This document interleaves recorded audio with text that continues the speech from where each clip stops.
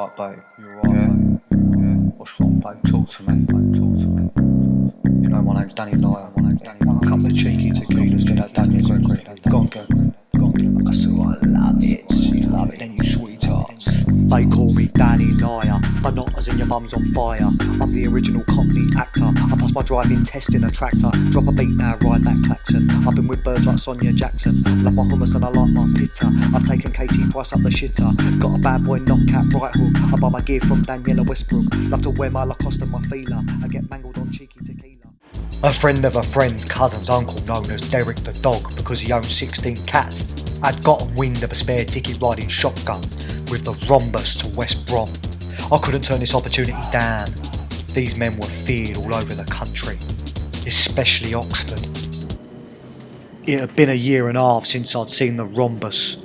I wondered how they would receive me. I was nervous and I was tense.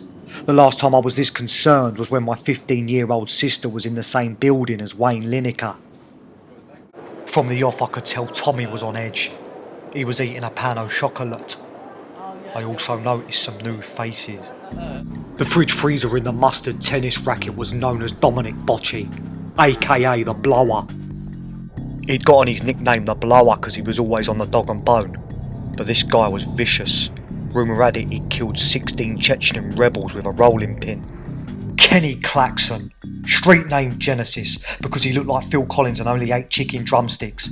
He was the brains of the organisation. He owned a shoe shop called Shoe Studio on Mile End Road where he turned dirty Rhombus money into clean money.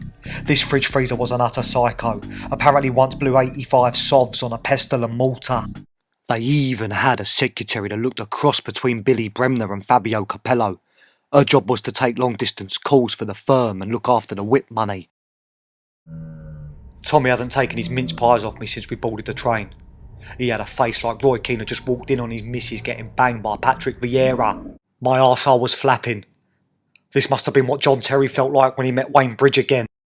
The tension in the carriage was unbearable. I decided to nip off to the bog and wash my face with some cold water. Ah, bollocks.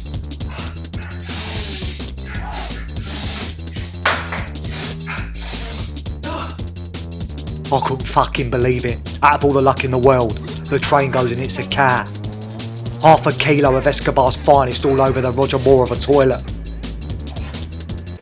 A year ago when I was with the Rhombus, they were run by original Silver Fox and legendary hardman Rod Reig.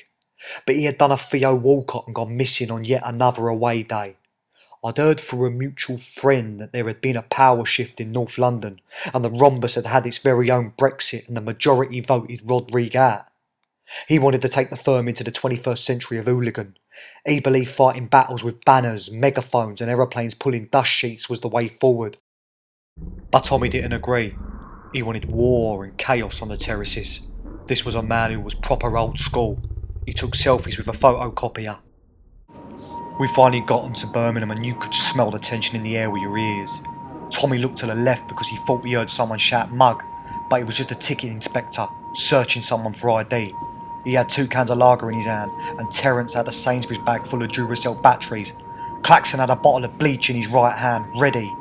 We'd heard there was a rival firm waiting for us outside the station, known as the Peaky Benders. Coming up in next week's episode. Wait! This way!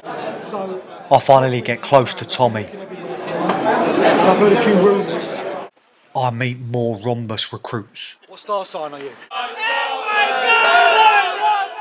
I experience the mosh pit. And I get mobbed by fans. Danny Lyer, he's a fucking cunt. Know where the meat is? What meat? Oh, I'm not talking about beef, mate. I'm talking about an actual fucking tear-up. Danny Lyer. Danny Lyer. D-A-double-N to the Y, that's Danny Lyer.